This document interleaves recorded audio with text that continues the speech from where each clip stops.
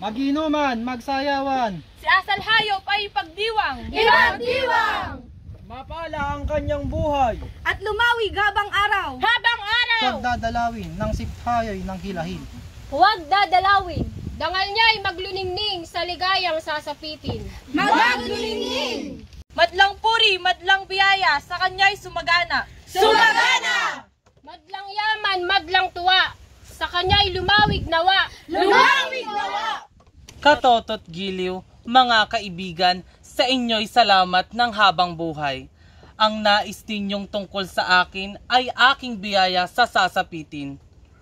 Kayo ang dangal ko, kayong tunay ang tanging suhay sa aking buhay. Mag-inuman, magsayawan, mag-awitan, limutin ang kalumbayan. Mag-inuman!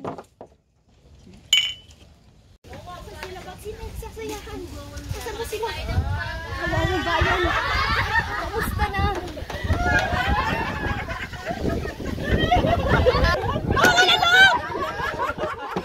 Mga walang damdam!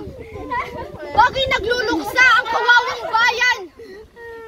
Mga walang puso! Mga walang dangal!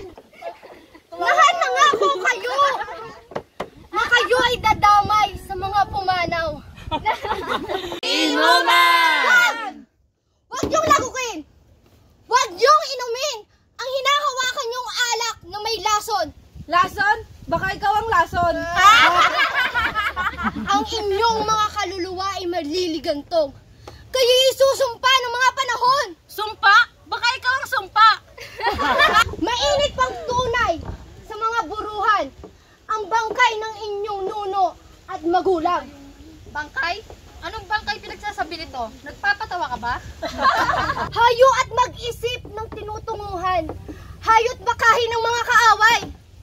Magsayawan, ituloy ang kasiyahan, huwag pakinggan si inang bayan. Mag-inuman! Mga walang kaluluwa. Ang kasiyahan nyo ngayon ay siyang pagdustang tunay sa libingan ng ating marangal na lipi. Ano? Hindi baga ninyo nararamdaman sa ibutod ng inyong puso ang lamig ng kamatayan ng bayan? Hindi baga kayo nangaghihiya sa sarili? Ngayon kayo ay nangagsasaya sa ilalim ng talampakan ni Haring Bata, ang magiging anak ni Hingiskang. Talaga namang mahusay manulumpati ang ating ina, ang manggagaway. Asal hayop! Bigyan ako ng kaunting alak. Kami din! Ako man ay salinan din. Kita ninyo? Kita ninyong siya na ang humihingi ng kusa? Pagkakitang hindi natin siya alintana? Talaga namang magaling si Aling Inang Bayan. Heto ang alak na alay ko sa iyo. Mag-inuman! Mabuhay si asal hayop. Mabuhay! Sumpain nawa ni Bathala ang hindi magsisi sa paglapastangan sa araw na ito. Ito ang tunay ang araw ng kamatayan ng mga tagapagtanggol ng bayan. Ito ang araw ng pagkalugso sa ating kahambal-hambal sa balintawak. Sumpain nawa ni Bathala ang hindi magsisi. Taos sa puso ko yaring sumpa. Sa katunayan, ayan! Inang Bayan!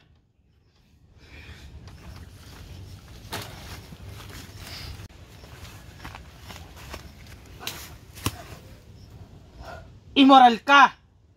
Walang modo! Wag, bitawan mo yan, asal hayop. Asal hayop, ang paglapastangan mo sa akin ay nahulog sa apo, sa kamay ni Mandaragan, sa taksil mong kaluluwa. At kayong mga nakaanib sa kanya, mga anak kong pinakamamahal, na nahawa ng mandin sa wimpalad. Dinusta ninyo sa libingan ang dangal ng inyong mga nuno.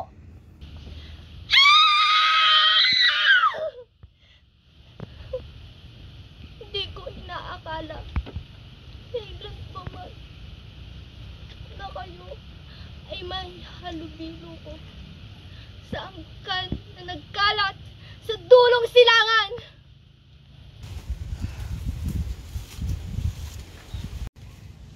Mga anak ko, mga bunsong pinakaiibig, kayo nangagliligaw. Anong balikin ninyo ang inyong mga loob? Pagsisihan ninyo ang paglapastangan sa akin. At sa dakilang araw ng paglukso ng bayan, kapag nilimot ninyo ang araw na ito, ay lilimutin din ninyo ang libingang luksan ng inyong mga magulang. Kayo'y nangabulag ng lubos. Buksan nyo ang inyong mga mata. Ayan! At tanawin nyo sila!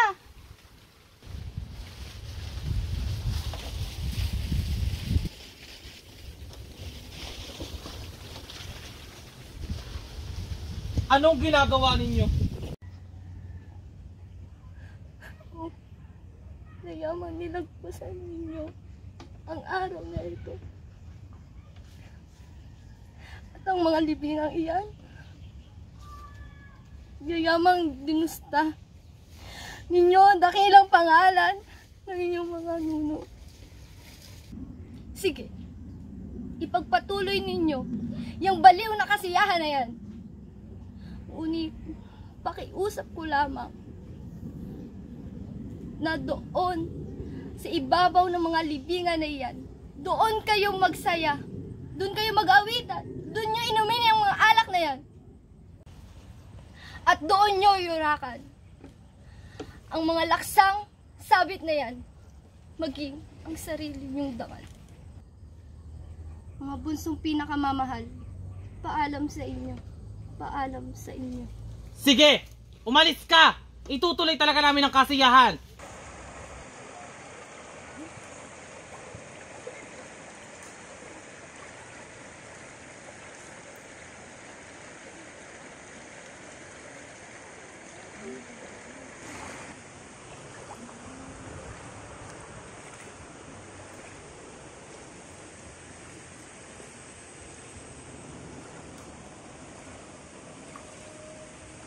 Mga kapatid ko, onot kayo ng halulumbay.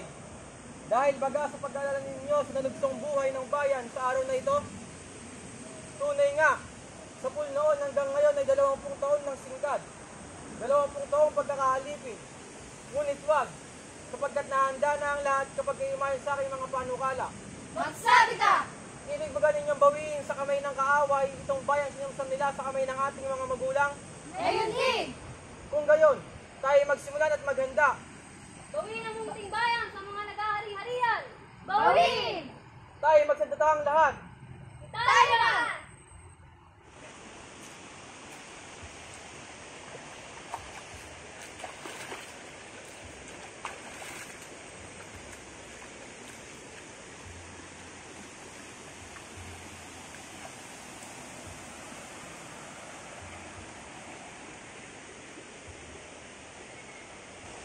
Mga hangal, ang mga taong ito'y walang pinag-aralan. Mabuti pa ang aso, mabuti pa ang kalabaw, mabuti pa ang hayop kaysa sa kanila. Sapagkat ang hayop ay nabubuhay at marunong magsipamuhay. Nangatahimik na ang aming mga magulang. At ano pa? Kung ipaglalaban ko ba sila at ipaghihiganti, muli ba silang mga bubuhay? Babawiin daw ang kalayaan. At bakit pa, gayong mas mainam ang aliping may salapi kaysa mahirap na laya? Mga hangal! Kailangan ko hanapin ng mga inchik. Kailangan ko hanapin si Haring Bata at sabihin sa kanya ang mga nangyari dito. Kaya kasalapi na naman ito.